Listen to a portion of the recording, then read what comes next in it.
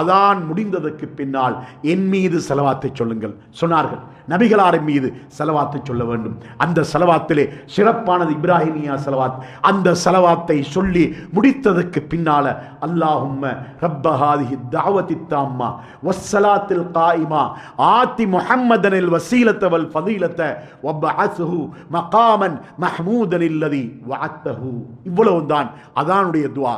அதாவது இலங்கை, இந்தியா போன்ற நாடுகளிலெல்லாம் இந்த துஆவுடைய முன்னாலையும் பின்னாலையும் நடுவுலையும் மேலதிகமான வாசகங்களை சேர்த்திருப்பார்கள். அப்படியான எந்த வாசகத்தையும் ஓதக்கூடாது. ஏனென்றால் நபி அவர்களால் நமக்கு கற்றுத்தந்த வாசகம் இவ்வளவுதான். அல்லாஹும்ம ரப்ப ஹாதிஹி தஅவத்தி தாம்மா வஸ்ஸலாத்தில் காயிமா ஆதி முஹம்மதனில் வஸீலத வல் ஃபதீலத வபஅஸ்ஹு மகாமன் மஹ்மூதன் அல்லதி வஅத்தஹு.